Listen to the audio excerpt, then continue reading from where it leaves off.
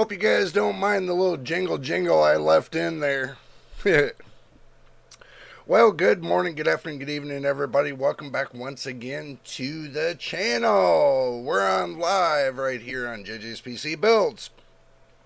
And if this is your first time here, make sure you subscribe and hit the like button. It would be most appreciated. Now, let's jump into the video. Well, actually, live video, that is. Let's see. What do we got cooking today? Let's see. Let me let everybody get in here real quick. Make sure you got your drink and snacks, by the way, which I do. I got mine right here.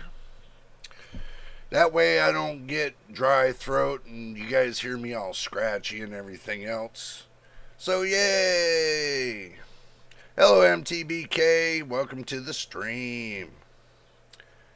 Yeah, live stream. Yeah, I know. I always forget. I get mixed up sometimes between the live and the videos.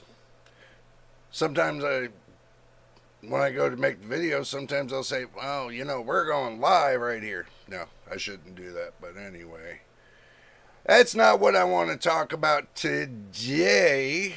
What I want to talk about today is this.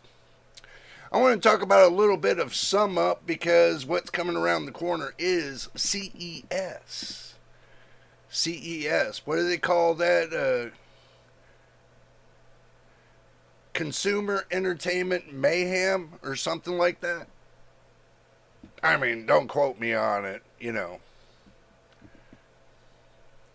Consumer Electronic Market, something like that. But that's going to be coming up in the next couple days from now, which I got to take a look at and see and get everything all set because we're going to be doing a live stream on Intel Keynote, AMD Keynote, and Nvidia Keynote. We're going to do all three. So I'll make sure.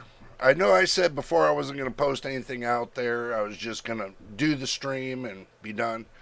I think I'm going to set up the pages and get all the streams together and post it a little bit early so that way you guys can see it's going to be happening. Hello, Machine. Good to see you, brother. Good to see you. Now, taking this little questionnaire from what everybody was talking about. We were talking about in the Discord channel. We were talking about the B580, and your friend already bought it. Well, I hope.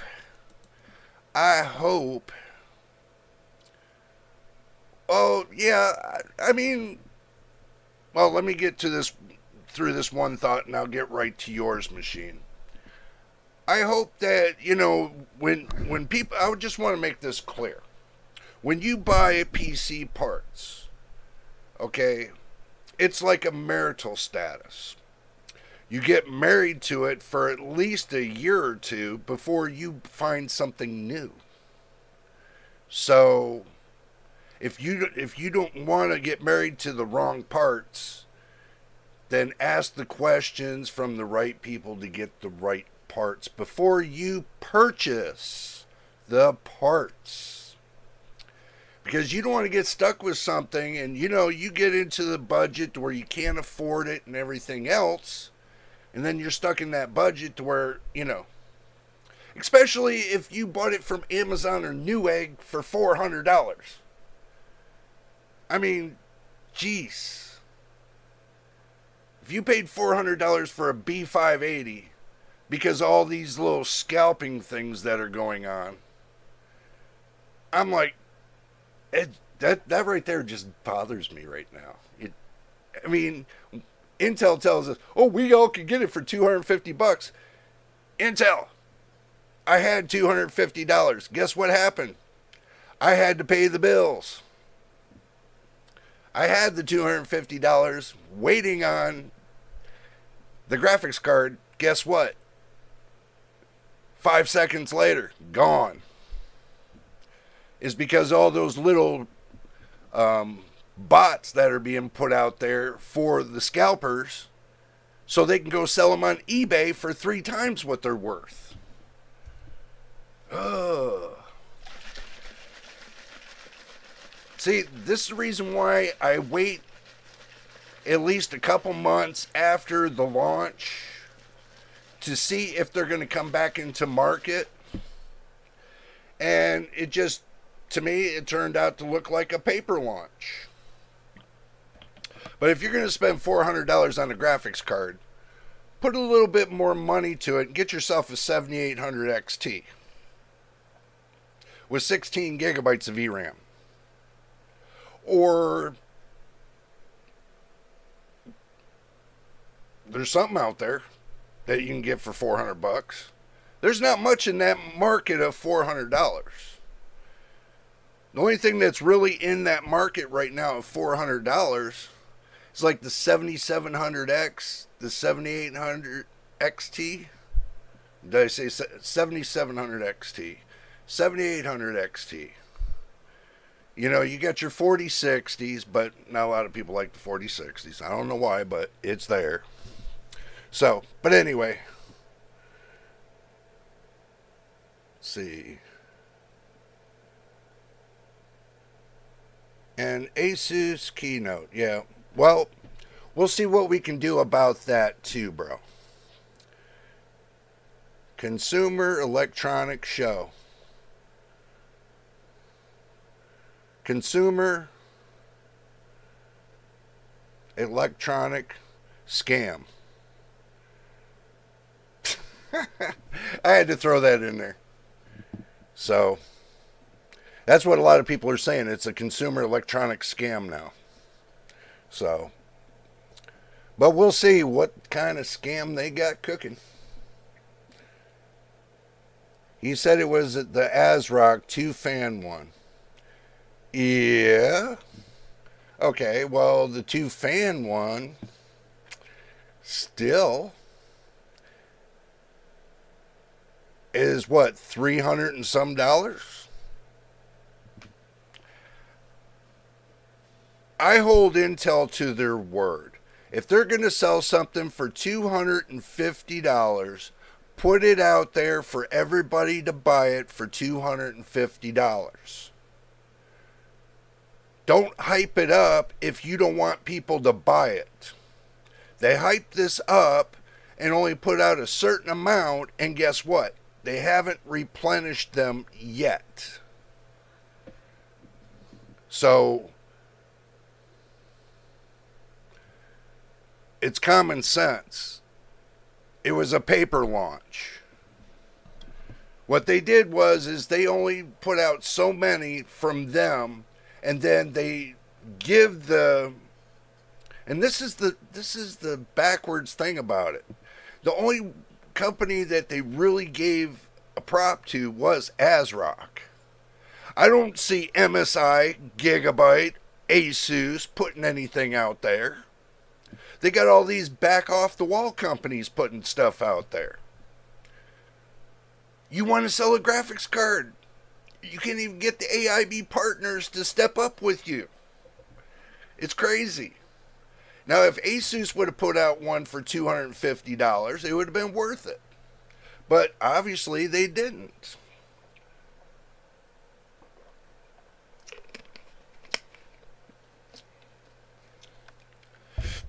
The B580 is nothing but a paperweight on my desk. I got the 4070. I'm happy with it. So, now that I got that on my system, $400 was good for an RTX 3060 Ti when it was released. Yeah, I know, right? Definitely a show, a scam. It's all fake, man. It's all fake. MTBK, you're terrible, man. He said he paid $269 on Newegg. Well, he got lucky because, you know what? I'm going to do this right now. I'm going to do this right now. And I'm going to take y'all along with me so you guys got no other choice. Okay. we are going to take a little adventure. Let's go to new egg. And let's go find the B580. $379. $429. $419. There's the two banger. There's, see, coming soon, right here. Coming soon. Coming soon. Coming soon. They've been saying that for, that's been up there for at least 2 to 3 weeks. Out of stock. Out of stock. So, this product is temporarily out of stock because of high demand. Well, they never replenished it. That's why it's in high demand. Just so you can screw somebody. We will replenish it as soon as possible. Yeah, like never. They were supposed to do it on the 3rd. This is the 4th. Exactly. How many did they put out? That's the question. If you guys can find that answer of how many GPUs they put out, how many they put out on the 3rd, then you know exactly what they're doing. And that's exactly what they're trying to do, is screw everybody. They're dripping it out. They're dripping it out. When you drip out GPUs like this, it's basically like, you know, you don't want anybody to buy the $250 ones. You want everybody to buy the $400 ones. And you're lucky if you get your hands on the $250 ones, not unless you're right there on the page. So, I don't know. I mean, to me, I see nothing but scam in the lighting. And if you get your hands on the B580, kudos to you for getting it, especially for $269.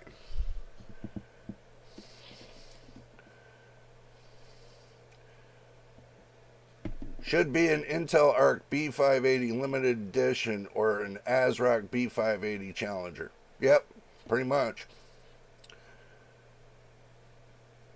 Asus has standards. Yeah, Machine, you're right. Asus does have standards, is because what's the reason why they don't want to sell this GPU? Well, let's see. The reason why they don't want to sell this GPU could be that it's cheaply made, which Asus doesn't make cheaply made stuff. They did at one time. They got busted on it, and they've been making great products ever since. So, maybe it's a cheaply made GPU. They didn't want to take a risk on it because they know Gamers Nexus would have been all over them. So, you know, it's something to think about. He had a notification, and as soon as it popped up, he bought it. Kudos to you for putting that notification on. He said it's on the 3rd. Single digits, most likely. Yeah, single digits, yeah. Basically, like, each store is only putting out, like, maybe 10 of them. Not even that. Like 5 or 7, maybe. Still, you got thousands of people that want to buy the GPU, but they're not going to spend $400 for it. That's crazy. I know if you go over to eBay right now, I guarantee they're stacked up with those same GPUs over there for $600. So, it's crazy. I guess that means it's a Sparkle. No, actually, the Sparkle is out of stock. for $269.99, $270. $20 over MSRP, I can see. But for like $250 over MSRP, get out of here. That's like buying two of them. Why would you pay for two of them when you can get one for $250? So it doesn't make sense. It does not make sense to me. Even $269.99, $270. That's $20 over MSRP. When you buy a graphics card, if you pay double for that graphics card of its actual MSRP, you're buying it double. Why are you buying that double? Got to think about this. $250, you pay $400. They got them over at eBay for $600. That's over the $500 mark. You're paying over double what it's worth. The gameplay's not that great to get these GPUs at this price. I'm sorry, they're not that great.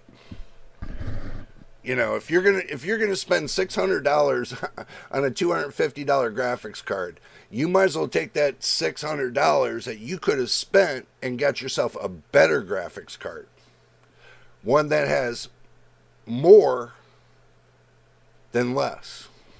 So that's just my opinion. I haven't seen any Gunnier B580s for $269. I do agree. MTBK, I do agree. I have not neither. They've been like $380 to $420, $430.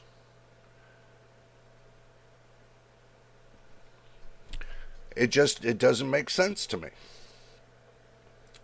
I told him I would have sold him my RX 6750 for the same price, but he wanted the B580. Oh, you know, because he's believing in the hype, machine. He's believing in the hype. The hype is out there. Everybody hypes these graphics cards up, but when they go to stick it in their PC with their current platform, they're realizing they're not getting the speeds that these reviewers are getting. Is because of the architecture. The B580 is very limited on its architecture, the motherboard and the CPU. It's very limited on what you can use for it in order to get the best performance possible. Now, the best performance possible they got out of that card was running it with a 9800 X3D and an 800 series motherboard. That's how they get the best performance overall. You got the top performance.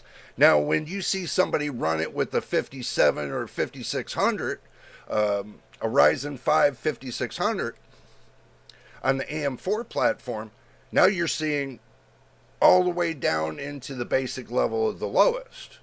So now you're seeing the lowest, you're seeing the highest, you know, you're seeing the card's potential in between. You know, I mean, you already can see going down below a 7000 series CPU processor, the card's not going to give you 100% like you want it to give you. Now, if you ran a 7800 X3D with this, it'll keep you up there. If you can't get a 9800 X3D, 7800 X3D would be the next bet.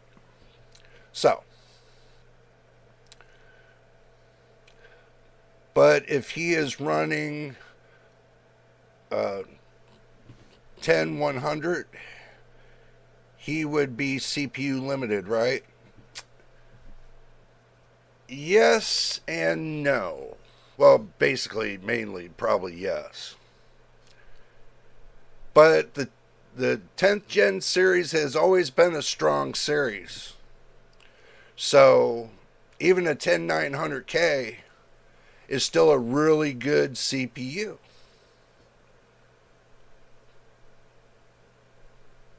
But he's not going to be really limited to the fact of the GPU. He's just going to be constrained on the amount of FPS that he's going to be getting with that GPU. The FPS is going to be a little bit lower than what he expected with the 9800 X3D. So you figure, and I'm sure you guys can answer this question. With Intel, a 10100, what is equal to a 10100? On the AMD side, that's the question. I could already tell you the 5700X is equal to a 12400K. So if that gives you any indication, then you're looking at a Zen 2 processor for the 10th gen series.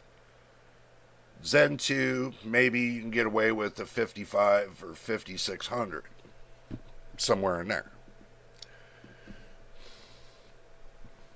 Tough call. The B580 might be more efficient in his use case as well, having better features.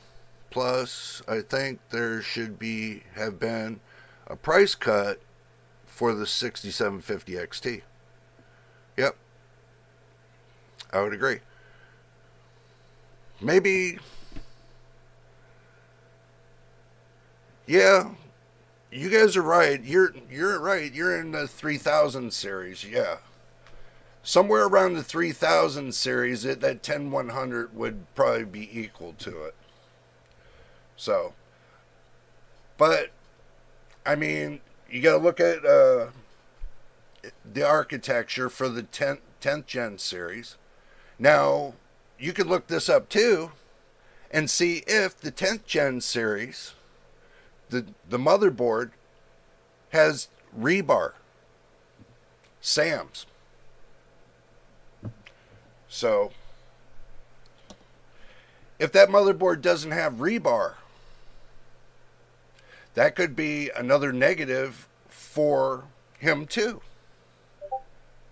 Something to think about. Because if the B580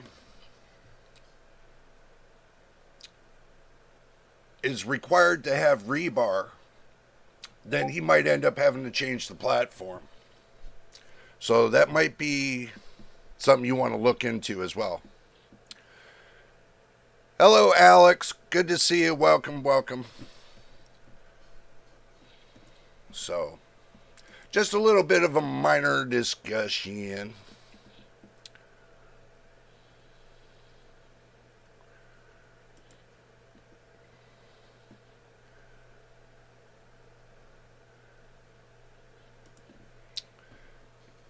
Yeah, I see what you're saying there, machine.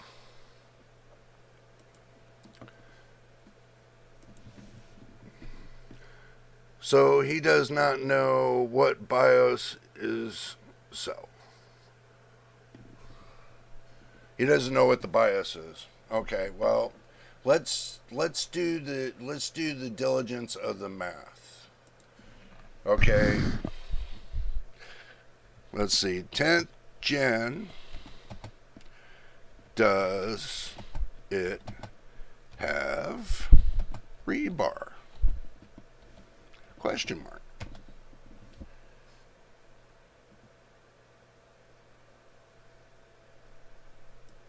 Oh, let's see. This says, so as mentioned in Linus Tech Tips video rebar, in his video, rebar is required for the new B580, but what doesn't say is 10th gen Intel CPU and higher. Doesn't say, but can be seen is the 10th gen Intel CPU and higher requirement.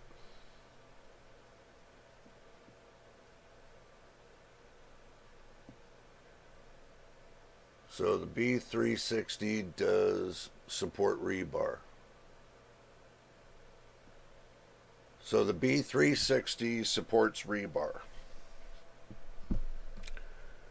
So if you got a third gen or a 300 series motherboard or greater, it should support rebar. It's what I'm reading. So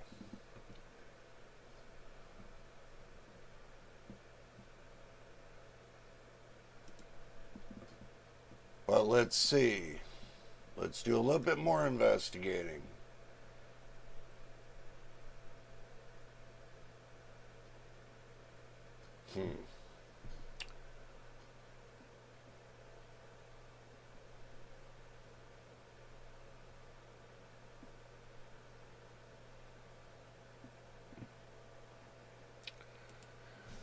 Well, hell.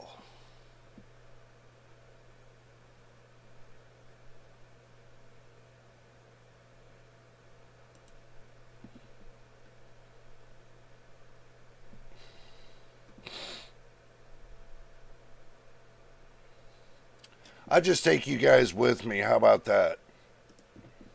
Let's see. This is on Tech Power Up. Rebar UEFI is a boot time module that enables resizable bar on some older platforms. Officially, support for resizable bar on the Intel platform begins with the 10th Gen Core Comet Lake and AMD Ryzen 3000 Zen 2 series. There's the answer. So, there's the answer. It should have resizable bar. So, you should be all good running the B580. So, Alex, what we're talking about today is going to be a couple things. Right now, we're talking about the Intel Battlemage B580. We're kind of getting our heads around on the fact of what generation is best to start off with if you're going to do like a low budget gaming PC. What's the best you can get on a low budget? Well, pretty much what I'm reading that with 10th gen is that you can use resizable bar, so that will work good with the B580. So if you're looking at doing a 10th gen low build, it would be probably advisable to go to a 12th generation or something like that. Something that's cost effective on the CPU. But as far as when it comes to for AMD, I'm not going to say Zen 2. I'm going to say Zen 3 or greater. Because I'm on Zen 3 right now, and I'm running a RTX 4070, and it's running really well. I don't have a problem with it. So, you know, you put your parts together, you configure your BIOS, you know, make it run very well for what you got, and you can go with it. It's always best to save up to get the next best thing. So if you want to use the B580 with the 10th gen or AM4 series, it's fine. But don't expect to see the speeds of the 9800X3D. Especially if you don't have it plugged into an 800 series motherboard. So, that's just my opinion there. He does not know what the... Okay. We look forward to the new hardware being shown at CES in Las Vegas, which I'm excited as well. Graphics card Intel Arc B580. Well, I'm not too hopeful on the B580 right now. So, just my opinion, because it's a good starter card For somebody that wants a low budget gaming PC, yes. But as far as them wanting to do high end AAA gaming, I wouldn't recommend it, no.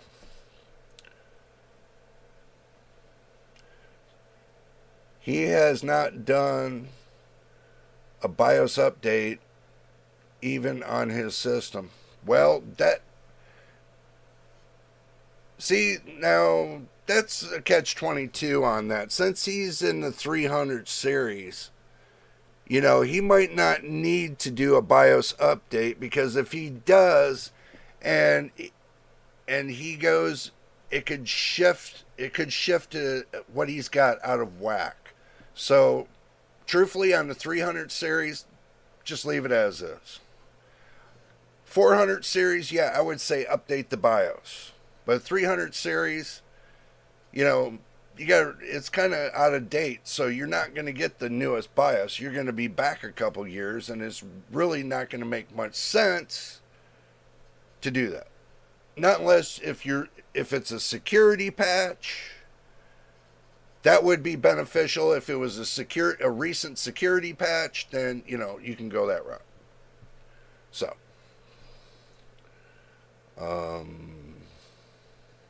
I'm reading what you guys are writing. I'm catching up now. So,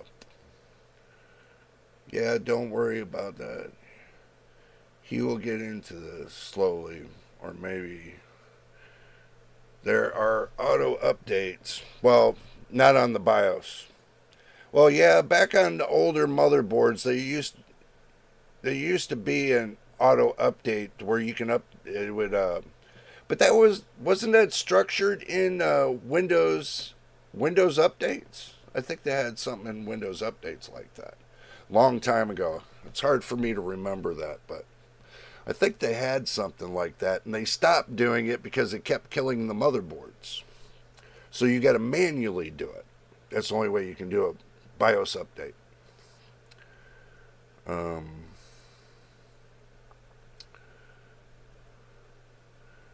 I consider AMD Zen 3 to be above average when it comes to reliability. Well, yeah, look, isn't that getting close? It's getting close to over, well, it is. It's over 9 years old of a platform, but they keep adding new CPUs to the platform. So, and all I hear is different reviewers say this: it's a dead platform. Will they stop saying that? It's not a dead platform. People are still buying them. They're still selling them. It's not a dead platform. It's a dead platform for the fact of that right there ends the generation. They got over 140 some CPUs for that generation. Now with your AM5 doesn't have that many. So yeah, it's an upgradable to a future generation of processors. But AMD has not put anything out other than the X3Ds. They haven't put out none of the non-X processors. You know, they're supposed to be putting them out. We haven't seen none of that. They haven't filled all the gaps and holes from 7000 series to 8000 series to 9000 series. They haven't filled the gaps. They got so many open holes for processors, they're not building them. They're just adding numbers. They started, I mean, they should have finished off 7000 series and then went to 8000 series and finished off 8000 series. They still haven't. They still haven't finished all the series over, you know, from 7 to 9,000. That's the reason why the motherboards right now, 800 series, will do 7,000, 8,000, and 9,000. It's because they didn't finish everything. It's crazy. It's nuts. Finish it. If they're going to do it, they need to finish it. They need to, because 2027 is coming around the corner. We only got 2 more years on this AM5 to AM6 to AM whatever platform. They only got 2 more years before that platform is deemed they're going to push it off, just like they're supposed to the AM4. But the AM5, they're not going to push off for the next 10, 15 years. Look at AM4. 9 years strong. Still going. So I doubt they're going to discontinue AM4, AM5, AM6, AM7, and so on. I doubt they're going to discontinue it for at least another 5 years.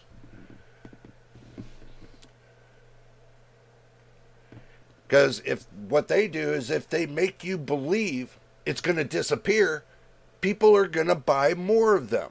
The reason why they're going to buy more of them is because when it fully goes discontinued, they become a collector's item. And people pay big money for collector's items. So,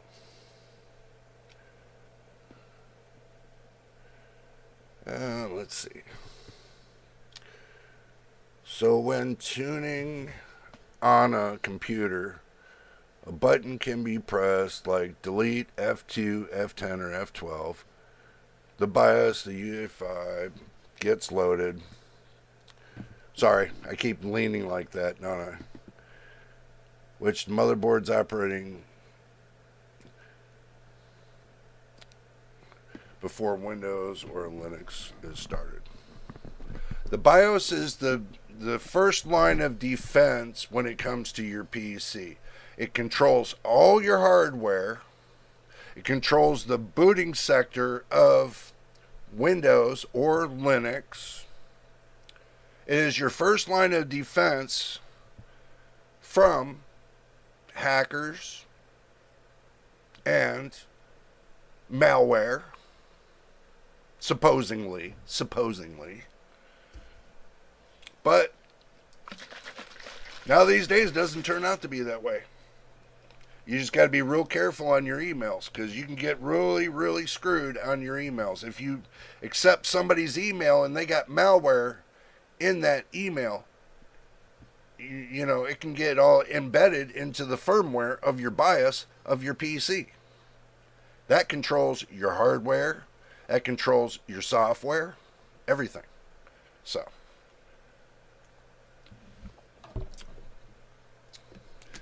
it's a good note to keep everybody on their toes about that. Only accept emails from the people that you know. Don't accept emails from people you don't know.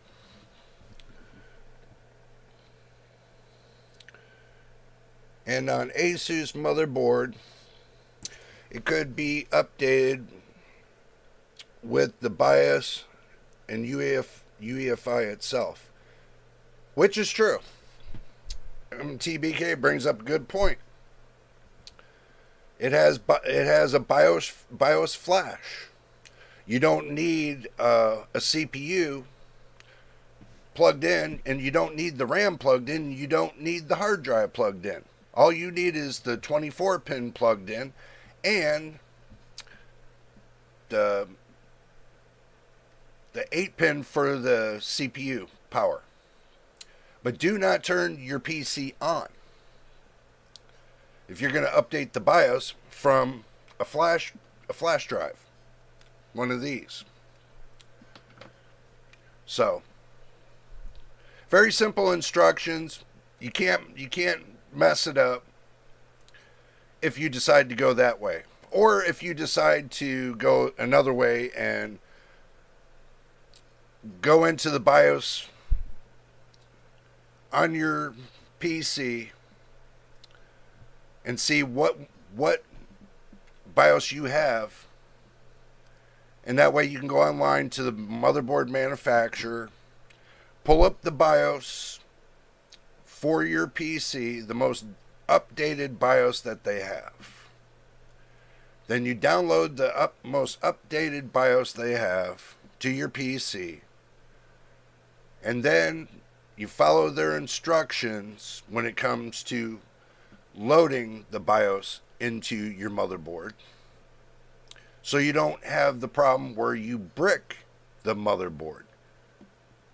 Because if you brick your motherboard because of the wrong BIOS, then you're going to be sending your motherboard out to a technician to take and unbrick it, basically reflashing your BIOS. So if you don't know how to do your BIOS, go to a tech that's near you, have them do it, and that way you'll feel a lot better. Or have them show you how to do it. Or just watch YouTube. You know, but if you feel more confident, then have somebody do it with you. That's in your area, your neighborhood. So,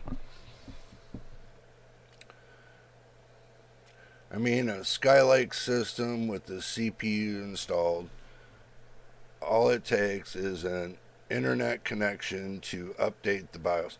That's on the other motherboard, the older motherboards, yes. Yeah, you could do that.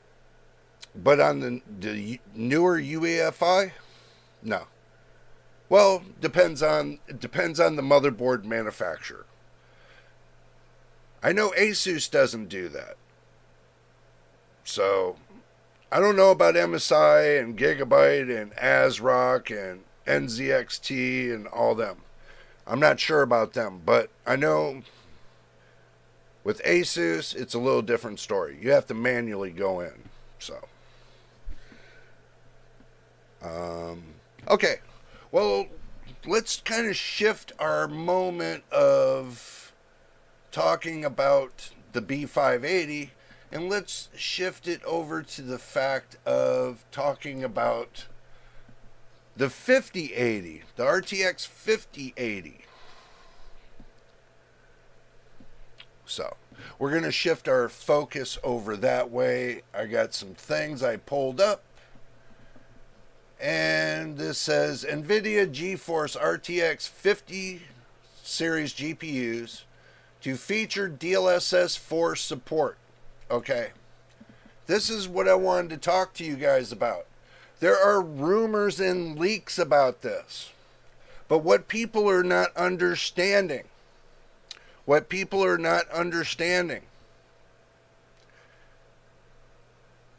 is that DLSS 4 is already being rolled out before the 50 series comes out. They already rolled out Nvidia Illuminations.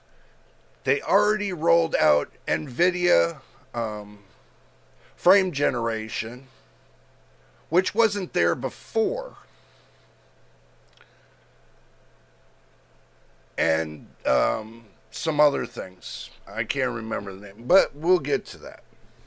We will get to that.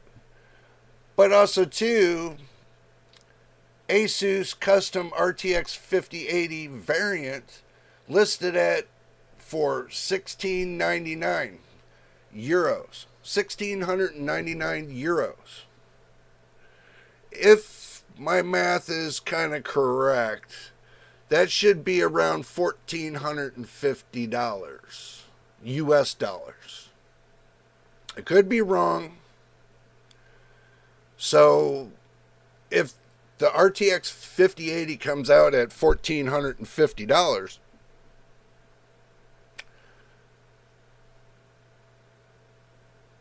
then that's a $250 price jump from the last generation of the 4080. The 5080. It's going to be like $250 more than the last generation. So, if that's the case, that means pretty much that going down the stack, if you look at the 5070 Ti, if they have one, could be $200 more than what was advertised. And the 5070 could be $175 more. And going down the stack. So,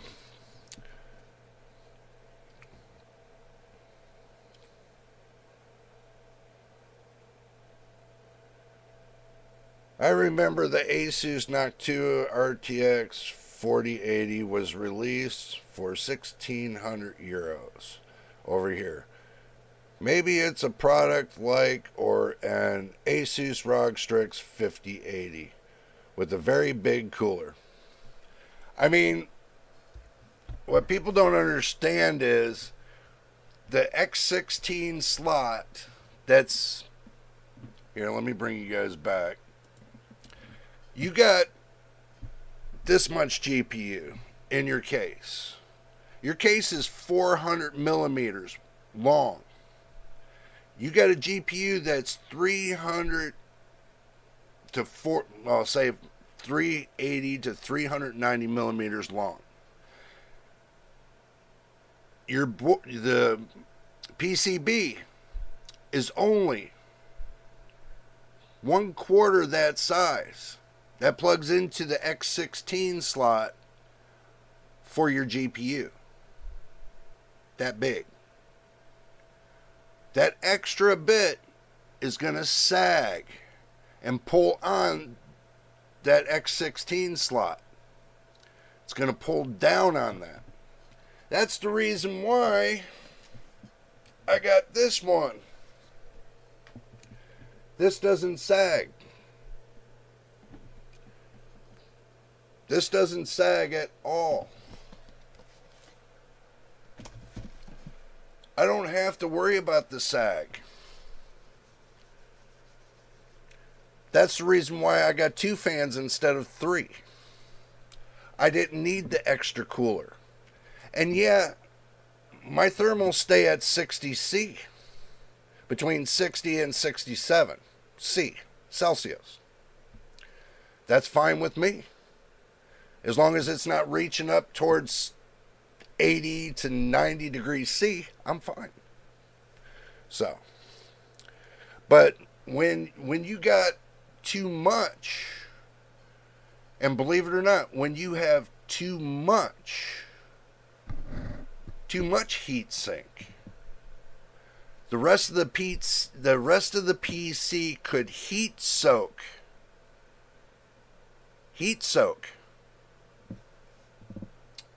that heatsink for your GPU and make it hotter if you don't have enough airflow coming into your PC and going out. So let's go ahead and go back to here and let's see. Nvidia has reportedly launched the RTX 50 GPU alongside DLSS 4 as spotted on the European retailer Asus RTX 5080 listed at a hefty price. So they're saying the 5080 was retail listed at 1,699 euros, including the 20% VAT tax that's on there. So, and you know, they got the little picture here, so we'll try to get this in the picture right here. That's what they found. So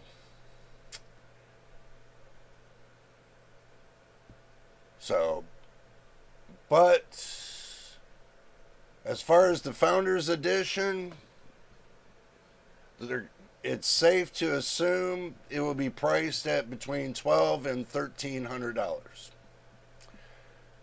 I still think it's going to be priced around $1,450. So, but that's in previous leaks and everything else and blah, blah, blah. Because Kopai7 Kimmy said DLSS 4 is true. I don't doubt DLSS 4 is not coming. I think it's already here. I think it's just being tested and implemented to see what it looks like on the 40 series. So when you get the 50 series, they implement a little bit more. And like I told you guys before, I have a feeling that they're going to use the AI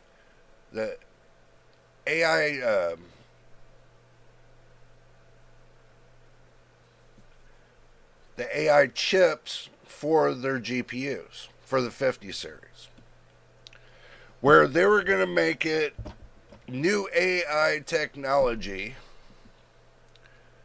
instead of the technology they've been using all this time. Now they added another AI processor onto their GPU to give it more of a functionality. And they did say that they were going to be getting rid of or moving away from the old ways, and they were going to be moving towards, instead of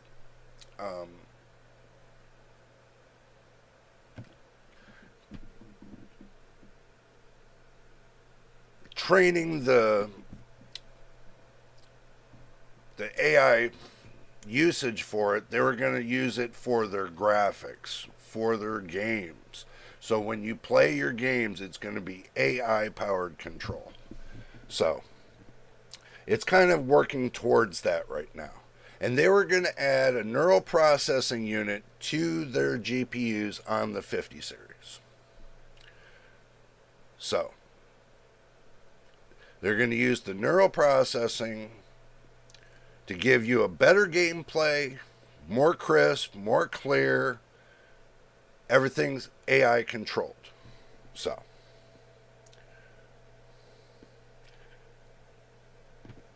I remember Asus.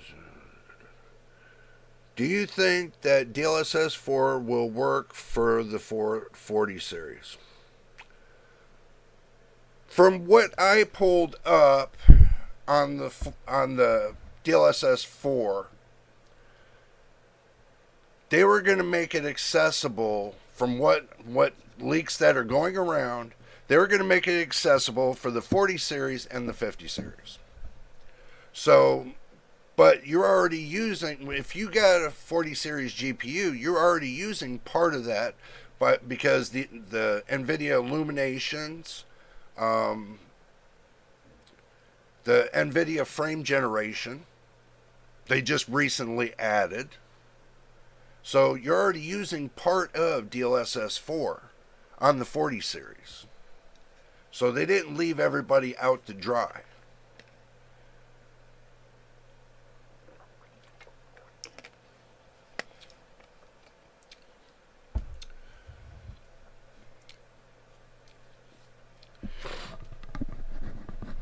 And they already got that path frame something. They're coming out with more stuff. I mean, they're coming out with a lot more stuff. So basically, we'll just have to wait and see what the launch is going to be about. And see what Nvidia has cooking. There's no sense right now to assume anything or worry about the leaks or anything else. And right now, the way I'm going to do it is I'm going to take all leaks from now until CES. I'm going to take all leaks with a grain of salt until I see what Nvidia puts out on the market, AMD puts out on the market, and Intel, what they put out on the market at CES. So we're going to be streaming it live. So we will see what happens. We'll be watching all three of them. And I'll try to see if I can add Asus into it. You know, for they're only going to be doing their laptops. Asus only putting something out there about their laptops.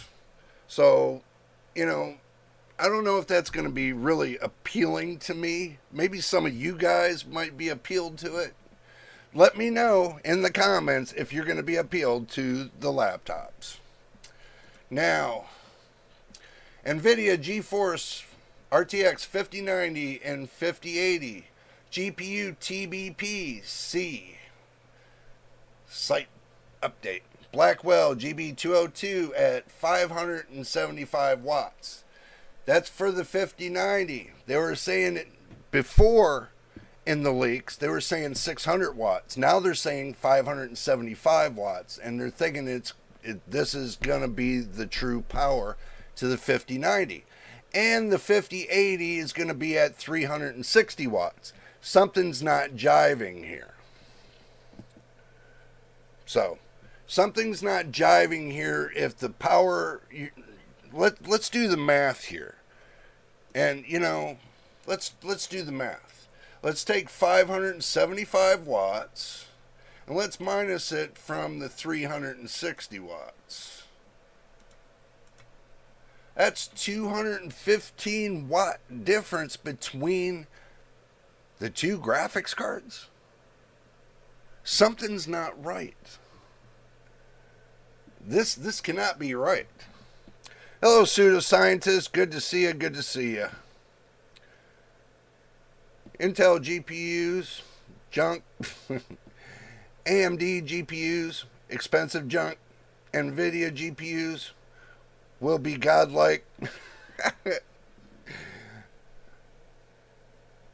Oh, heck with laptops, waste of money. B-ball. You think so, machine? You think that might be right? But 215 watt difference? That throws a suspicion that they might be putting something above the 5080. They might have another two cards that are going to be above the 5080. You go the 5080 Super, 5080 Ti, 5080 Ti Super. They're going to, if I'm wrong, I'm going to be wrong about it. I'll say it. Not just two, three cards. You think they can squeeze three cards in between the 5080 and 5090? Something tells me they might.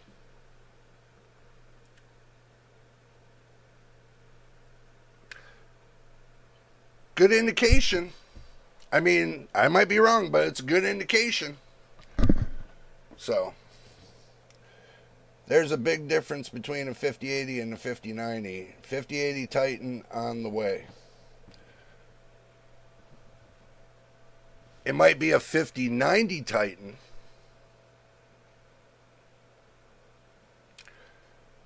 A 5080 Titan, I don't know. Even if they did a 5090 Titan, nobody's going to spend $3,500 on a graphics card. Nobody's going to spend $3,500 just on one graphics card. Not unless you have a pocket that's so deep that you can reach your ankles and pull out $1 million at the same time. Come on. So, but to me,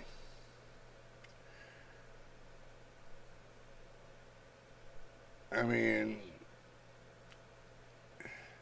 it's obvious. I mean, it's really obvious.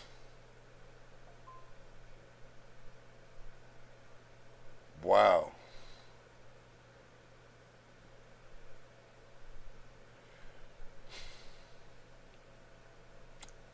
I don't know. I mean,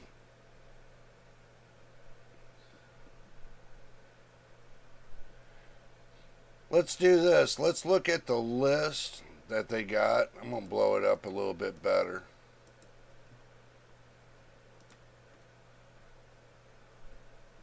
I'm going to blow up the list a little bit better. Let's see. Clock speeds, I got to be determined. L2 cache to be determined. GPU cores, 5090, 21,760, a plus 33% uplift. But from what GPU? Who knows? 10,752, 11% uplift for the 5080. So the 5070 Ti, what grew my interest, was 8,960, a 16% uplift. But looking at the 5070, they got 6,144 core, which has no uplift. So I got to figure that out. Because I can tell you that's only for core to core from the 4070 to looking at this, the 6144 minus the 5,888 off the 4070. It's only a 256 core difference. It's got the same amount of RAM, but different architecture. One's GDR6X, the other one's GDR7.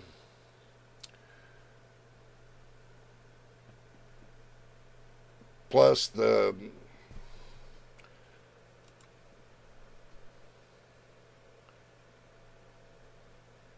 same bus memory. Only difference is you got 500 and on the bandwidth, you got 504 GBs on the 4070, and you got 672 on the 5070. The difference is you got 200 watts on the 4070, and you got 250 watts on the 5070.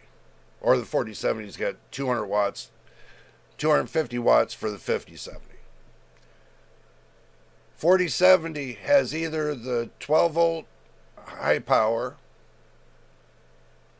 16 pin on both, but the 4070 with GDR6X has either the option of 1/8 pin or the 12 volt high power.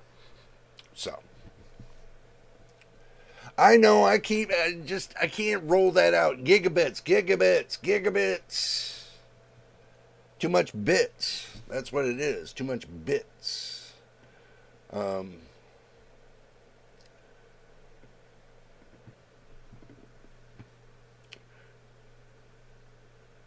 But on the 5060 performance, no, I haven't really heard that much. I mean, they're saying right here that there's a TI version and there's a regular version.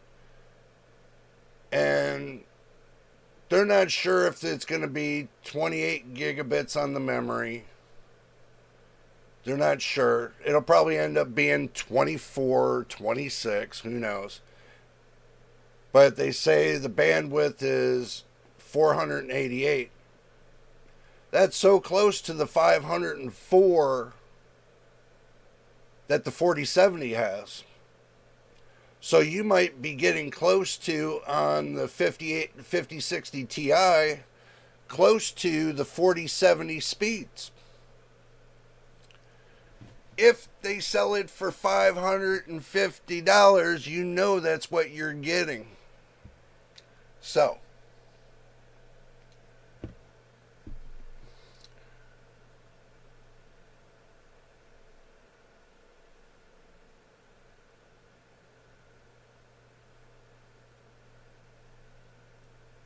yep, the 50, it'll probably be a cut down chip, just like they did with the 40 series. They only did a certain amount that weren't cut downs, but after a certain amount of months, they were doing cut down chips for the new graphics cards, like the 4080, 4070s, the 4070 Ti, 4070 Ti Super, and all that, until they ran out of the product, and then they discontinued it. Except for the 4060. They didn't discontinue it. So,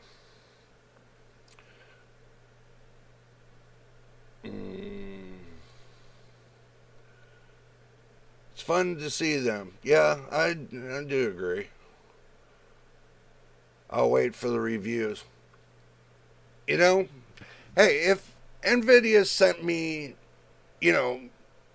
reviewers graphics cards, or AMD or Intel, I'd be more than happy to do the benchmarks on them with you guys, doing it live, so that way you guys can see what's going on, and you can take the information for yourself and utilize it however you want. But these companies they don't look at these new reviewers. Any reviewer that's less than 5 years in the business, they don't really look at you anyway. So,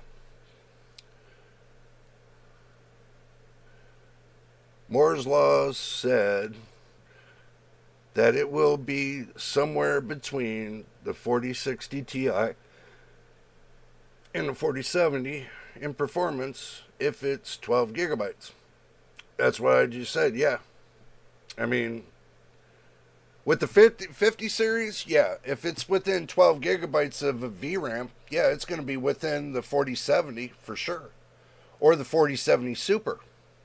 I think it'll be in between the 4070 and the 4070 Super. That's just my opinion.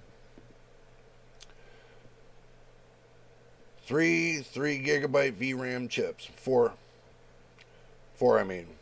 Well, that's if they do the 3 gigabyte chips. They might be doing the 2 gigabyte chips. And from what leaked on some pictures, it was looking like they're doing the 2 gigabyte chips. So, don't quote me on it. I could be wrong, but I could be right too. Because they were still in the process of finalizing the 3 gigabyte chips for the VRAM for your graphics cards. So, I don't know how far they got with it because nobody's saying nothing right now. So, I'm sure they will sooner or later. Not cut down in cores or cache. 4080 Super, 4060 laptop, and 4070 laptop. Yeah. Well, basically, it's what they did is the chips that had issues with them, they cut them down and they turn off the bad parts of the chip, and then they sell you the rest of it as a good chip, which I think is wrong, because anytime that a manufacturer makes a chip, let me get back to the main page. Anytime a manufacturer makes a chip, it should be 100% nothing wrong with the chip. There should be no defects whatsoever. But when they send out defective chips in brand new GPUs, that becomes a problem. Not a lot of people know if you got a good or bad GPU die on that PCB of your graphics card. Nobody knows. But I'm sure watching these fix your GPU kind of YouTube kind of people that fix your GPUs, I'm sure they stated many times, which I do watch a couple of them time and time, that they stated that the way these companies work is they use cut down GPU dies and they stick them on new PCBs and they sell it to you as a brand new product. It's within the first 3 or 4 months that you get first-hand product. After that, they start fitting in the cut down crap. So, let's see. Everyone's going to buy the new GPUs, but what CPU do they buy? Pseudoscientist. These new GPUs would be preferable on 7,000, 8,000, or 9,000 series CPUs. If you want to give them the best chance in the world, 800 series motherboard, an 800 E series motherboard,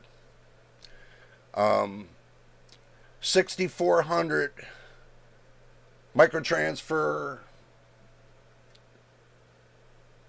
DDR5 RAM, 64 gigs, a decent 1,000-watt power supply. So, me, I would say the 9800 X3D, which is the best of the best right now on the market, or you can take your chance with Intel. Either way.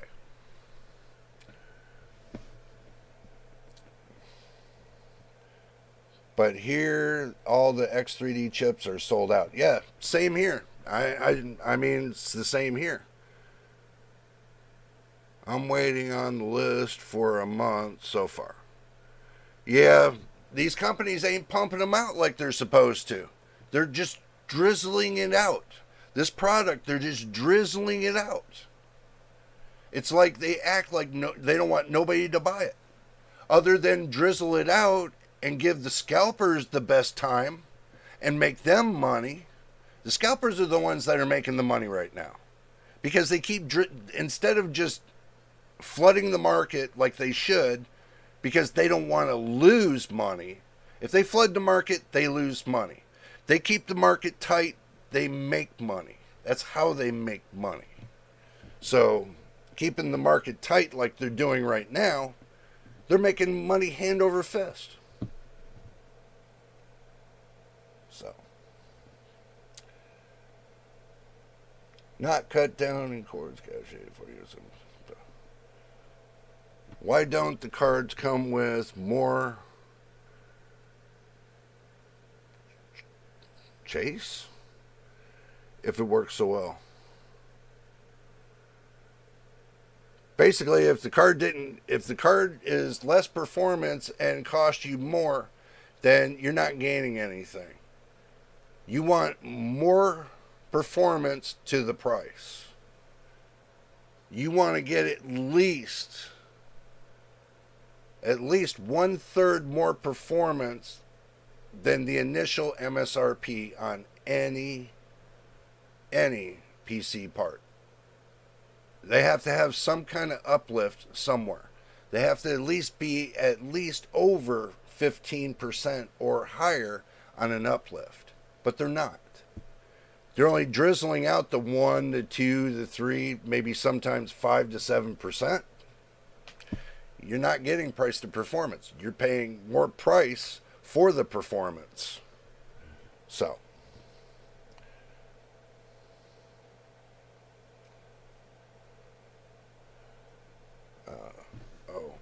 also the 4080 12 gigabyte, but doesn't exist. Yeah, true. RTX 4070 Ti is good as fully functional, but it no longer exists. The 4070 Ti. Totally discontinued long time ago. Doesn't exist anymore. If you could still buy it brand new, then good luck to you. So, 2 out of the 3 media engines enabled and all core and cache. Yep, pretty much. Well, let's look at it this way. If you go and buy a 4090 right now, there are some games that bring the 4090 at 4K down to 20 to 30 FPS. Don't ask me. I hear things. I hear people put that out there all the time. The 4090 ain't keeping up. It's the best one on the market right now for the next 2 days. In the next 2 days, we're going to find out what's going to be the next best on the market. But maybe a week after that, or about a week and a half after that, we'll find out what the benchmarks are on the next best thing coming out. So we don't really know right now. I mean, there are some AAA games out there that make the 4090 look like it's a 1060. A 1060. That's kind of rough. So,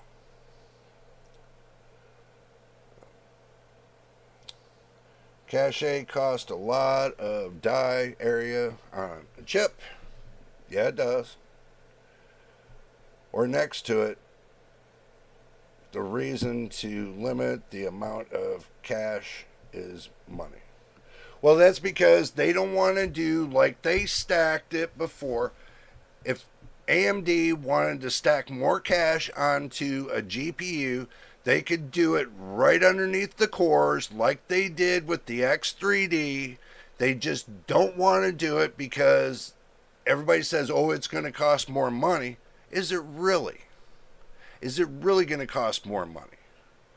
Especially when you look at how much heat is coming off of the GPU cores. There's not that much. It's staying within a certain parameter, but I can't see why they can't stack more cache onto a GPU and make it balls to the wall. Give it 104 megs of cache, L3 cache, on a GPU. See what happens.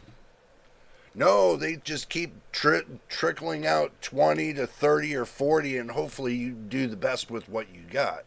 So, why don't they make an X3D GPU? They ever think about that? No, they never thought about that.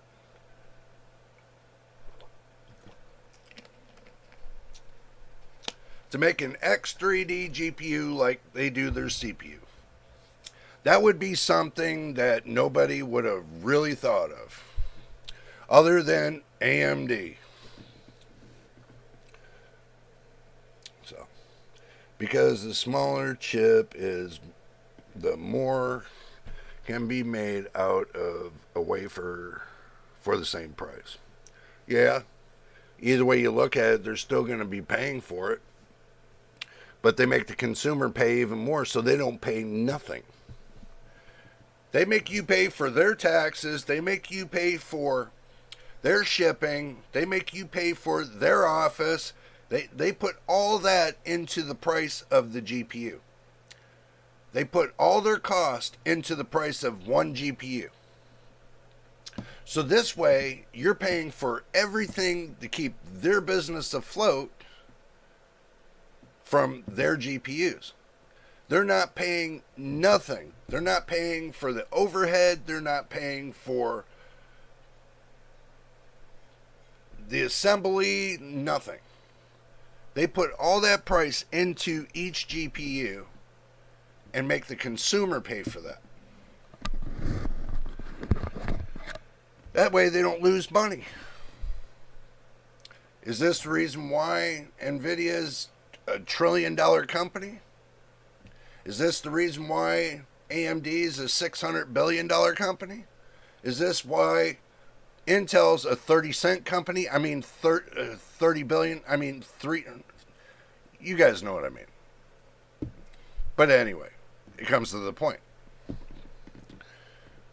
So, but thinking about the point and everything else, there's something else I wanted to bring up to you guys. Now we're going to shift ourselves away from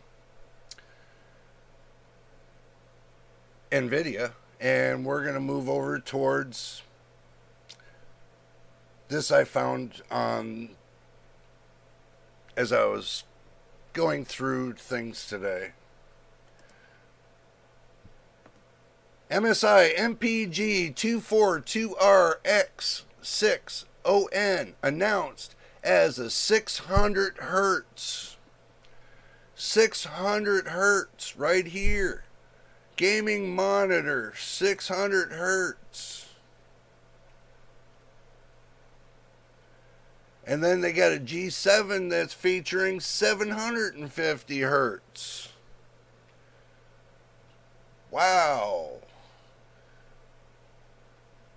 Let's see what this is about.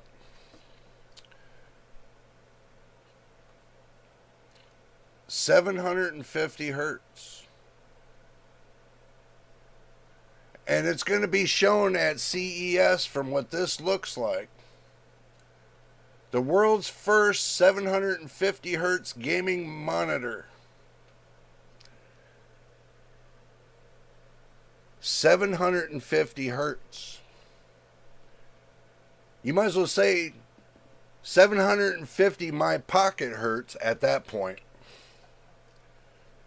So, seems today that for CES monitor announcements, Asus and MSI have introduced their first 27-inch QD OLED monitor with 240 Hz refresh rate, addressing gaps in the portfolios and meet the demand of many gamers.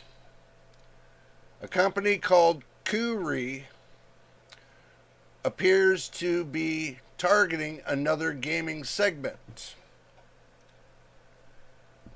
the professional esports market. The Kuri G7 is a 24.5 inch monitor, full HD,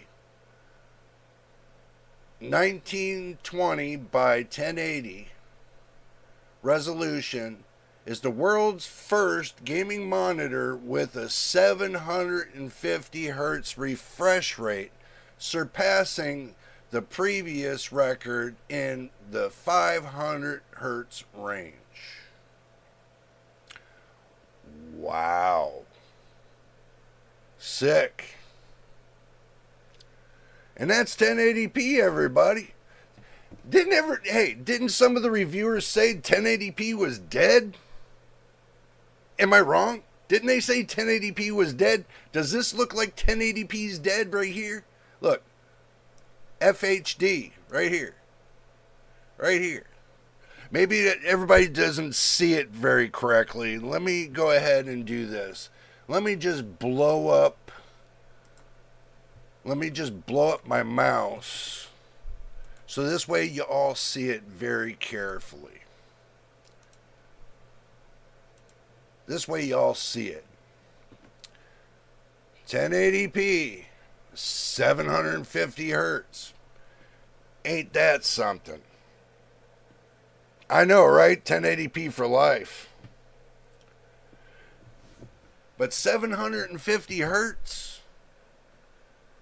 This monitor is reportedly offers 95% DCI P3 color gambit coverage despite using a TN panel. Not too bad. It also supports HDR and can achieve peak brightness of 400 nits, though no specific certification has been mentioned yet. Wow. So, what do you all think? Tell me. 1080p monitor, 750 hertz. Machine says $2,000. Yeah. I'm starting to think it'll be more than $2,000 for a 24 by 1 inch panel.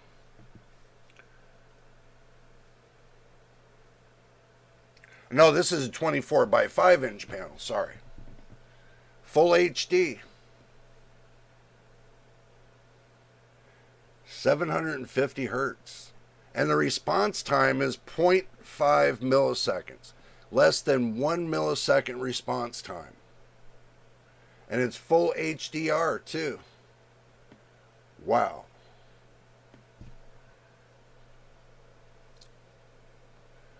And they're going to do a panel with 4K resolution at 480 hertz refresh rate.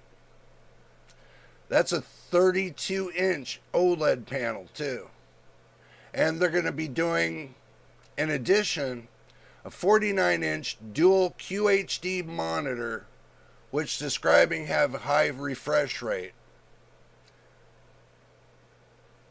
Maybe 600 hertz. Yep. That's what MSI is revealing. 600 hertz. 1080p. Let me get this in here. This shot in here real quick. That looks sick. What do y'all think? I mean, it's looking good. I mean, yeah, it's 1080p, but I think it's going to be a really great monitor, I think. Yes, I'm a fan of 1080p. So, yeah. But wow. 600 hertz, and what they got one that's at 750 hertz. I hate to see when they get to 1,000 hertz what it's going to look like. 1,000 hertz. I like to see what it's going to happen at 1080p. Is the monitor going to blow up when you hook into Steam? Who knows? Is your monitor going to catch fire when you're playing Steam? Who knows?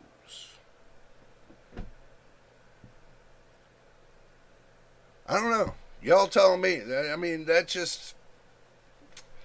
It don't sound like a bad thing. I can tell you it sounds like a little FPS monster. It's what it sounds like to me. I wonder at 750 hertz what it's going to be, what it's going to really look like. I mean, truthfully, I don't know. Well, that's what they're saying is for esports games. Usually, if they're saying that about a 1080p monitor, it's got to be putting out some hellacious FPS. It's got to be putting out some hellacious FPS. I mean, I would think that it is. I don't know what y'all think, but I would think that it'd be putting out hellacious FPS. What happens if you go to plug something like that in that has 750 hertz and then you look at your FPS and you're like, damn, my other 1080p monitor at 60 hertz gave me 230 FPS. Now this monitor here, for some reason, it's got me over 400 FPS. What then? Do I start judging the monitors or the graphics card? Might be the monitor. 3 millisecond monitor compared to a 0.5 millisecond monitor on the response time. It's a big difference. I mean, yeah, I know about esport games. You want the fastest you can get from point A to point B. You don't want nothing holding you back. But these monitors sound like that, you know, this is going to be like the monitor from hell. And that's what I want to find out. Is it going to be the monitor from hell? If it is, then they need to do something, because it's going to take and drive everybody crazy. You know. I just wanted to bring that up, guys. I mean, I seen that today and I was like, wow.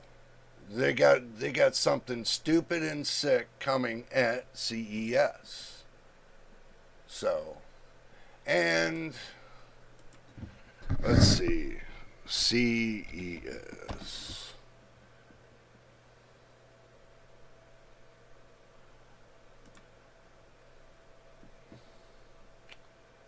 And just give you an idea of what's going on.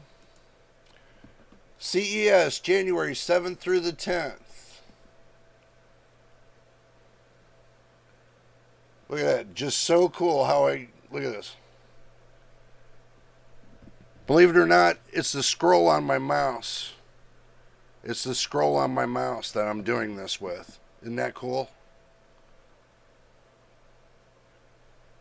I can make it so cool, man.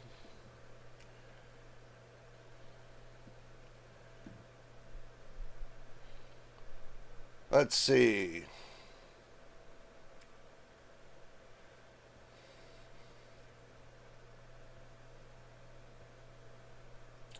Let's see if they got anything.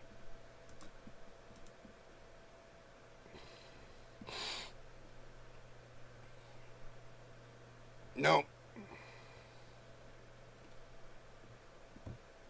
Nope. I'm just saying, I'm just looking through, guys. Give me that moment. Dates and hours.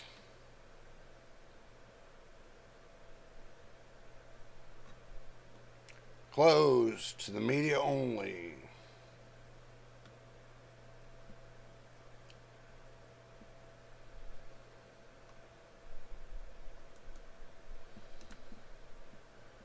Okay.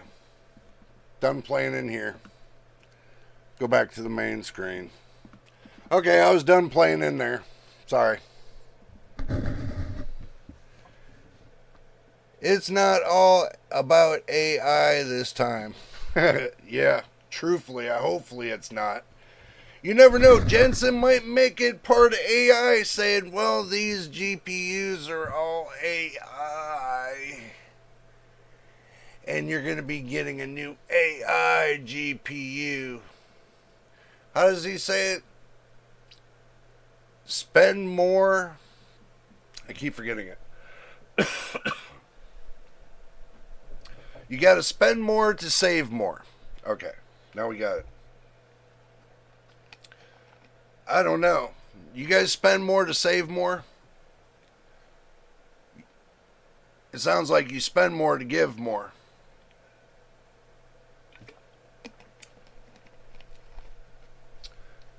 No alcohol.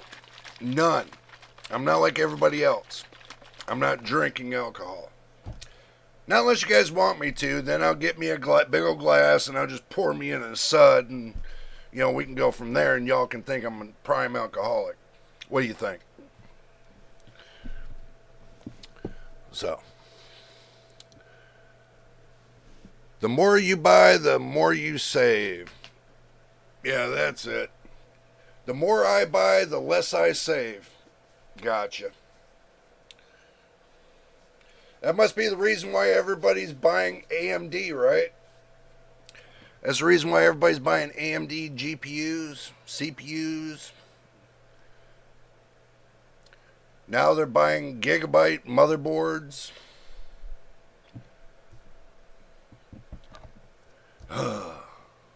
I hear so many, but everybody complaining about, well, I just got me a gigabyte motherboard. It was balls to the wall until it quit after 2 weeks. Really? I've already had 3 people email me that within the last week or 2. And you know what I told them? I said, look, go over on Gamers Nexus, his channel, go and post what you just told me over there to him and see if he's going to go chase Gigabyte down. See if he's going to chase Intel down. Because I told him we don't do that here. We might complain about the product if it's bad, but like I told you guys, if the product's good, I'm going to tell you. If the product's bad, I'm going to tell you. Either way, I'm going to tell you. So, and it's not the matter of the manufacturer. It's the hardware. I value the hardware more than I do what manufacturer it is, because it really doesn't matter. It's just a name. Remember, manufacturer equals name. Hardware equals product. So if the product's good, then it has a name. If the product's bad, it has a name. Either way, it has a name. Get it?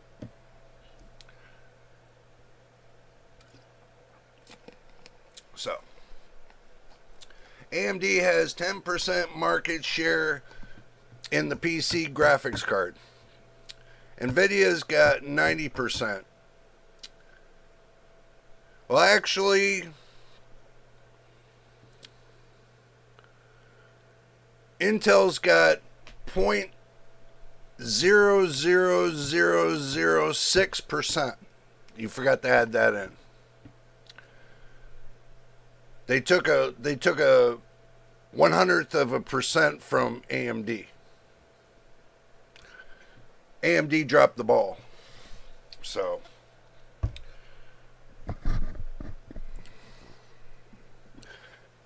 that's pretty much how much it rolls, guys.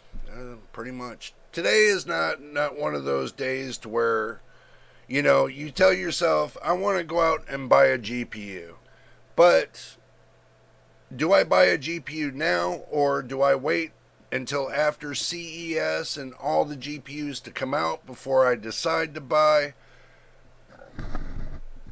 Or do I take the risk and I buy something that's crappy and then turn around and then when all the new stuff comes out, it's at the same price I paid for the crappy one? Then you're going to be kicking yourself in the butt down the road. Oh my God, I should have got that one. I wonder who said that. I heard that from a few people. I even said for the fact that when I got the 4070 was back before the Super was out and back before any other, back before the Super came out. I said to myself, did I kick myself in the butt getting the 4070? No.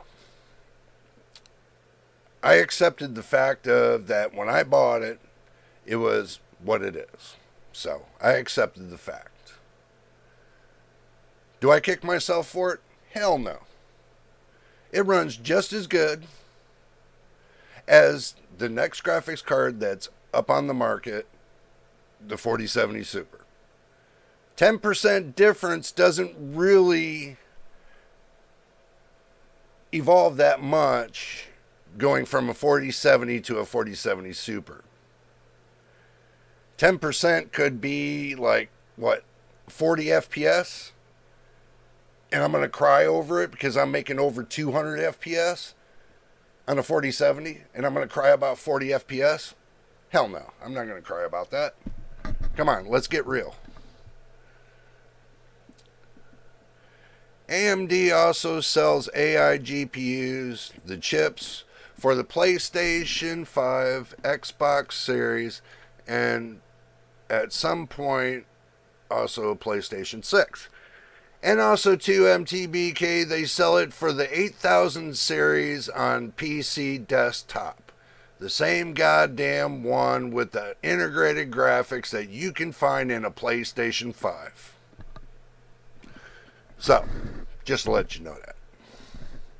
So you really think it makes much difference of getting 8700G, that's about almost half the price of and PlayStation 5, and by the time you get done with the motherboard and everything else, you're looking at a $1,000 PC compared to a $700? Yeah, I got the point. So, when you buy a 9800X3D, then you buy a GPU. Pseudoscientists, you're exactly right, and good for pointing that out. If you already got a decent GPU and you want to go up to the next level, update your platform first. Always update the platform first, and then update your GPU. Because that way it keeps you in the trend of the highest platform that you can get on the market.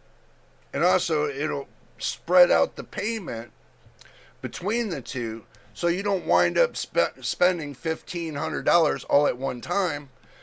You wind up spending like $800 just on an upgrade of platform, and then you can wind up spending like $600 on the upgrade of GPU. So yeah, good point. Sure, because of the iGPUs, Intel was long time considered to be number one GPU seller. If you remember right, when Intel first started with the integrated graphics, I think it was AMD that built onto their CPU. AMD that built onto their CPU.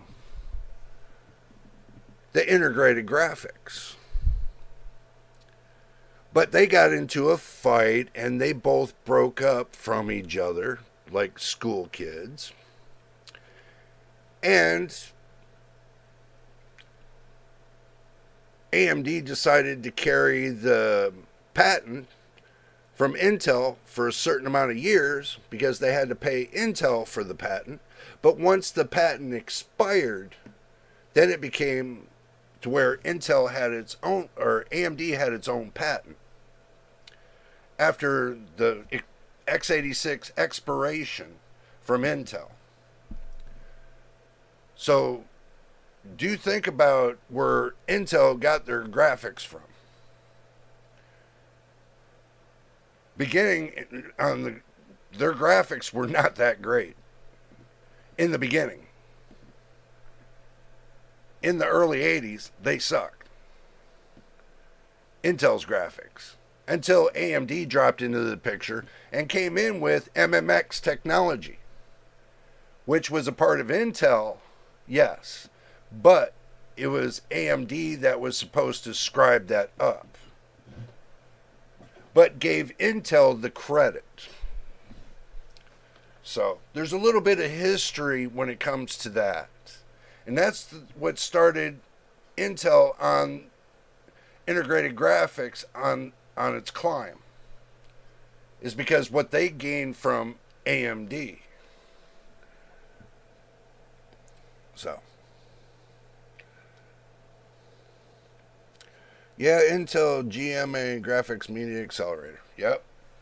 So, it's basically, if you look at it, it's not to shill out Intel, but if Intel wanted to make discrete graphics card back when AMD started making theirs, then Intel would be just as popular as AMD. But they didn't start getting into the market until they found out that their CPUs weren't selling as great. They were losing money, so they had to take and drop their hat into another market, just like with Nvidia dropping their hat into the CPU market. See, Nvidia wants everything. They want the GPU market, they want the CPU market, they want the business market, they want all the markets. So when it comes down to it, the only one that's really going to be left on the market is Nvidia. And that's what I'm thinking. Nvidia is going to get to the point they get so big that AMD is going to get squashed and Intel's going to get squashed, especially if they come out with a CPU, Nvidia, if they come out with a CPU that blows the x86 out of the water and everybody starts running to Nvidia with their CPU. So that's what we're waiting to find out at the end of 2025 to early 2026. What Nvidia has cooking on their CPUs. And you know it's going to be their architecture, just like they do their GPUs. So, and if they don't hold back on the amount of cores, then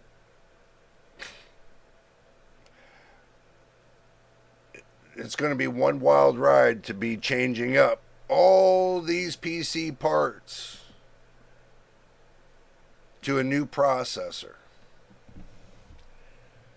That's going to be a hell of a lot of money that people are going to be spending just to get that CPU from Nvidia.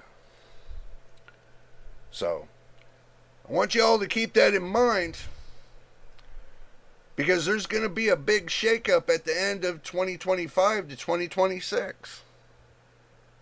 A big shakeup. Nvidia planned this just carefully too. They planned it just carefully enough to where they see where the market's landing. And right now, the only processor that's gaining number one spot is AMD's 9800X3D. And second on the list is the 7800X3D. In most of the spots in like Amazon, Newegg, Micro Center and all that, it's nothing but AMD. It's like Intel doesn't even really sit on any of the first or second pages is because I guess nobody's buying it. And that's what's killing Intel. Nobody's buying their CPUs. Well, people are buying their CPUs, but not as frequent as they're buying AMD.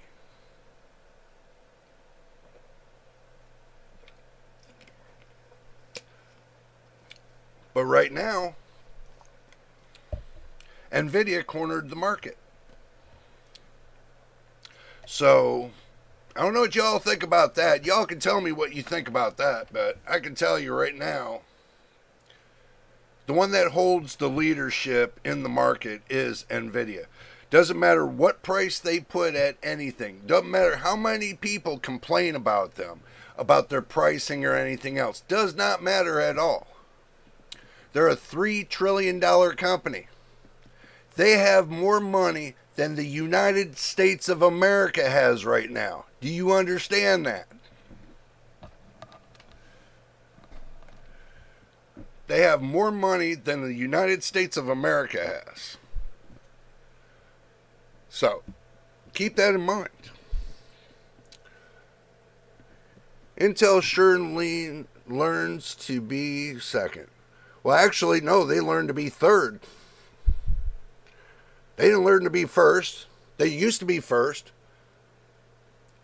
But then they had to learn how to be second. And now they had to learn how to be third. So, they are the lowest one on the market right now. Even Asus, of all companies, is making more money than Intel. Asus is making more money than Intel. MSI is making more money than Intel. Gigabyte is making more money than Intel. Right now. So they're sitting in a bad way. They're sitting in a bad way. They're just best off to sell to the highest bidder, get out of the business completely, and let somebody take it over that knows what they're doing in Intel. But who am I to say? I don't work for them. I don't know. I hear the rumors. I hear what people are talking about. I hear from friends telling me that this is how they're getting it. You know, I'm hearing the information some of my friends get from people in Intel and hearing that they're not having a positive time. That they had to lay off a lot of people and it just is not looking good. So I don't put my cards on Intel until they start climbing out of that hole that they dug themselves into. And all the lawsuits that they have to get passed and everything else, they're probably going to go bankrupt sooner or later. So, that's why I don't put all my stock into Intel. Maybe they will get their stuff together, but I'm not sure. Like you, me too, man. I'm not sure myself. Why do you think I'm not doing any Intel builds right now? Yeah, I can talk a little bit about the product that they just put out, but as far as buying the product and actually reviewing it and everything else, they put themselves in a bad way. And what happens if they go bankrupt?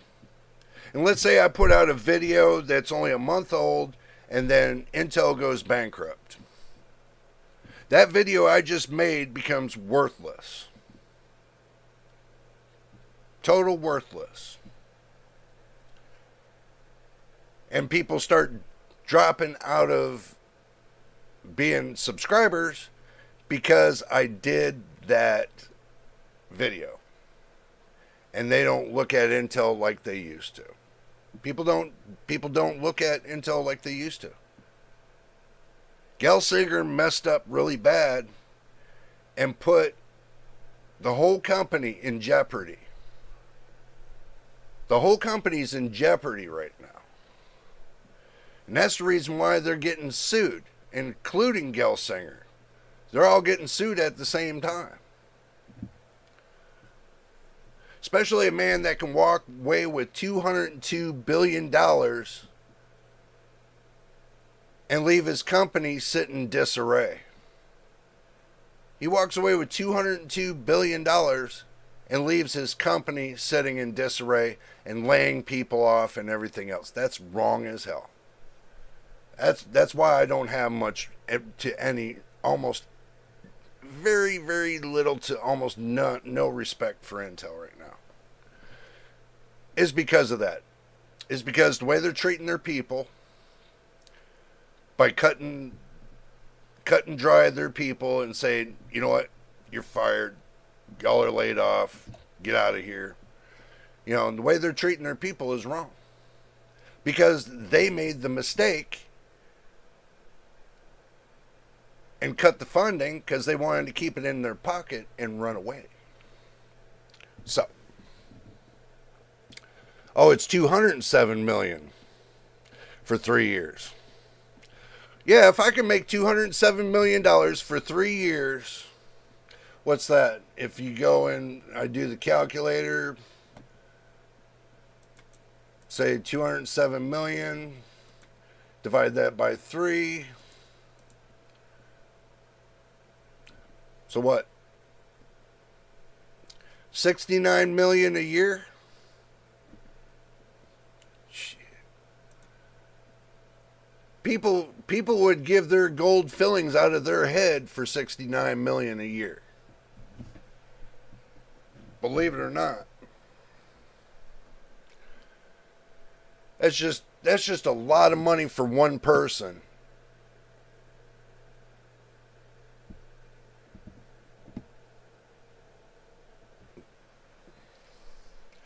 I mean, that's one company paying one CEO for $69 million a year.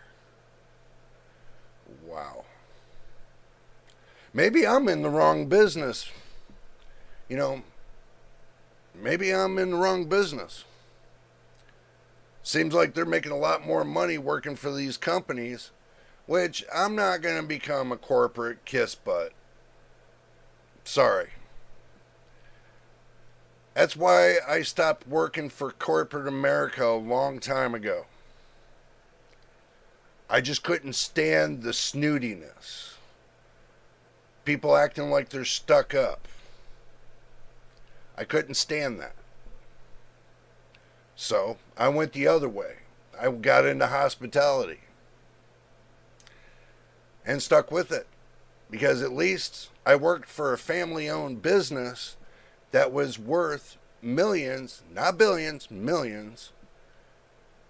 And they only made $9 million a year. But they paid their people well for that $9 million a year. So, I just can't stand with the people get their nose kind of perched up there like they're going to collect a canary. You know, I just can't, no. Sorry, it's not me. I can't be like that. I want $15,000 for playing Star Wars Outlaws for 3 months, or else I will not do it. What's the or else, bro? MTBK, what's the or else? See, people are going to wonder, what you going to do about it? What else? So, you know what I mean, right? Or else. Or else I'm cutting your internet off for a whole year. That's what else. That's what you kind of tell them. No internet for you for a whole year. So.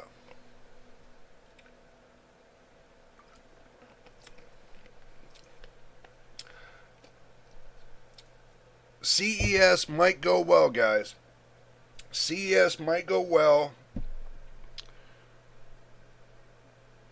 But looking at that 25 watt drop on one GPU, puts Nvidia in question now. And also, too, that with AMD with the 9070 XT, why they went that route instead of putting out the 8800 XT, which they were supposed to, puts AMD into question.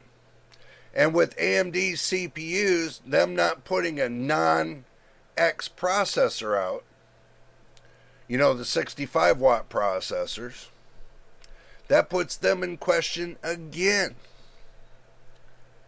People are asking me, when are they going to put the non-X processors out? Who knows? That's all I can tell you. Who knows? Nobody's talking about it.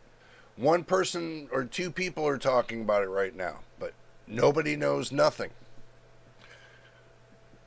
So, hey, Gurpreet, good to see you. Good to see you. Everything's going well here. How you doing?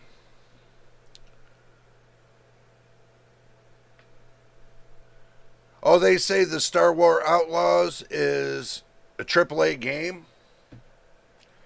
Well, if it can put the 4090 to its knees and get less than 60 FPS on the game, yeah, I could say, yeah. It's a AAA game, alright.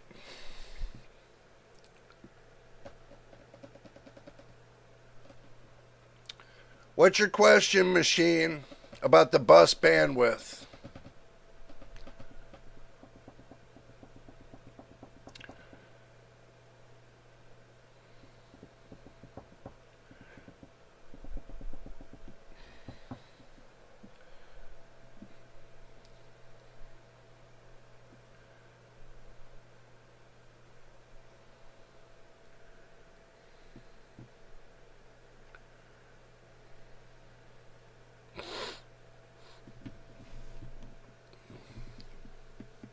I'm just waiting for Machine to, you know, give his response on that. So, yeah, the box cooler and AMD CPUs, maybe it's not time for this. Yeah, probably Christmas next year. I'm interested to see when they will release their next non-X processor. Yeah, that's what I've been saying. That's what I'm waiting for too, their MTBK. So, Machine says with GDR7 with the 5060 Ti still be weak for 140p and 4K. You mean 1440p and 4K? If it still comes out with 16 gigabytes of VRAM? I think they resolve that if they go to a 256-bit bus. They could resolve that.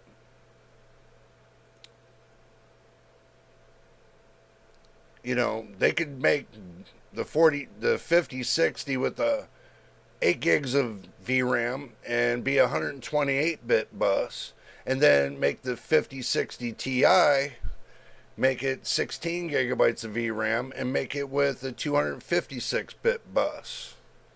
That would alleviate some of the pressure, but like MTBK is going to tell you, they're end up going to have to put more cores on that GPU processor. So,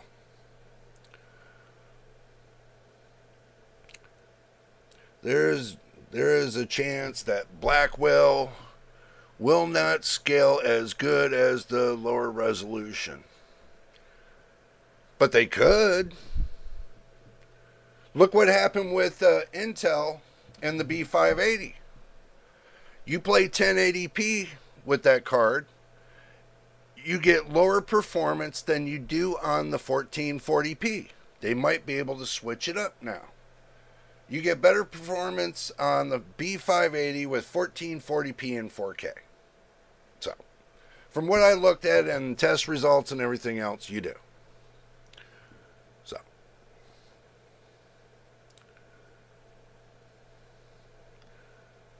Another day I was finding your channel. Okay. I logged into this account. This live app appeared. Yeah. And finally I found it. Really informational content you make. Well, thank you, Gurpreet. I do appreciate it. I try to do the best I can with the information I have. You know, just to let you know, I try to do the best I can. That's the reason why I got I got Discord. It's free to join. If anybody wants to join, just let me know. And, you can join the Discord page if you guys want to join the Discord. We'll be more than happy to create you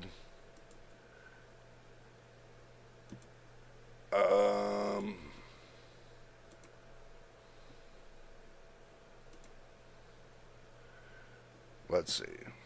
Let me hit X. If you guys want to know, I'm on Discord all the time, so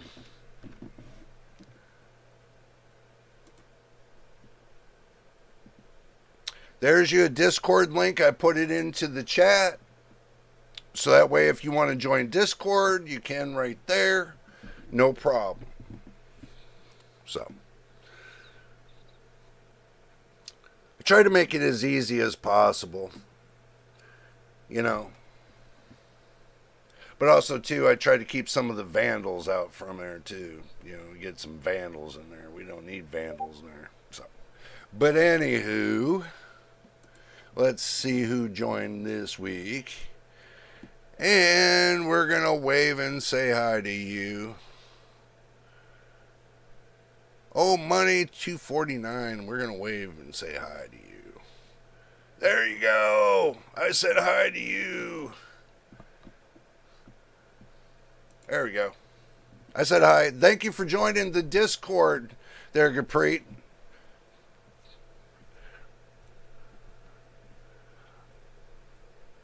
You're welcome, Retro Master. Good to see you in there, though. But if you guys wonder, usually when I'm not making a video, I'm on Discord. I'm looking for information, finding information. We're talking about PCs. We're doing a whole bunch of, lot of action there. So if you want to be a part of the action, make sure you leave me a message on the video if you haven't got in on the live chat. Leave me a message. Say, hey, can you send me a link? We'll send you a link. And we'll get you into the Discord. So I do it on a person-to-person basis. So this way, you guys know I'm paying attention to the Discord as well as the videos. Just let you know that. So, let me see how many of you guys popped in on me. Oh, that's everybody. Wow, everybody's up there. Yeah. Remember, if you're gonna come in, we all talk on the general text chat channel. General text chat channel.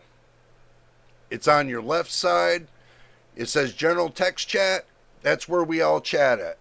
Now, the one you came into was JJ's PC channel. That's where everybody arrives at. And I tell everybody to click on the general text chat channel. And then we all talk there. But I got many of different channels if you want to talk into it. It's got if you want to talk about processors, it's got one. Graphics cards got one. You want to talk about system memory, you want to talk about motherboards, new releases, leaks, however you want to do it.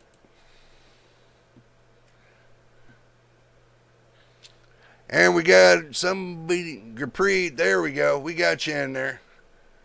Welcome to the Discord. Welcome to the Discord. Wow. We're growing slowly but surely, guys. We're growing slowly but surely. And the reason why I'm saying we're growing slowly but surely is because I'm taking my time with the channel, getting to know everybody. You know, everybody that comes in new on the channel, we talk, we get to know each other, you know. It's not like that. I'm not like all the other reviewers. I want to get to know all my people that are subscribers, loyal subscribers, all subscribers. I want to get to know everybody on the channel, so this way, you know,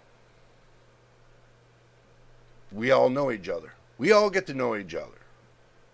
We all keep it like in a family kind of setting, but you know, we talk, we get to know each other, we'll find out. So, but anyway, guys, I've been at this about 2 hours, and my voice is about almost shot again. Every time I do a live stream, you guys know it's about almost shot. But it looks like that I'm going to be putting up a couple live streams for CES. Do watch out for the pop-up on that. Make sure you got your notifications on, so that way you'll know when the next stream's going to be coming up. So make sure y'all are a part of that. If y'all want to see what's happening at CES right here on the channel, make sure your notifications on. And also too, if you can, make sure you hit the like button on the live videos, would be much appreciated. And if you haven't subscribed yet and you like what you've seen today, make sure you subscribe. But all in all, hopefully everybody had a nice holiday. And hopefully everybody's staying safe.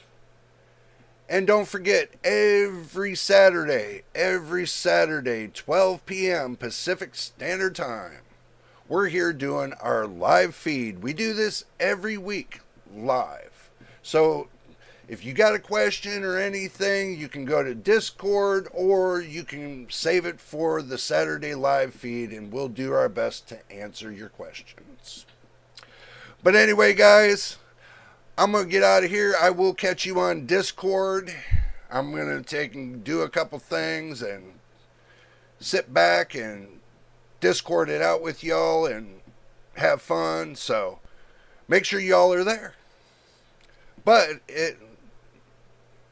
make sure you subscribe, hit the like button, and turn your notification on. But until the next time, I know I started to do this. But until the next time, in the next video, you know it is, and we'll see you on the next one.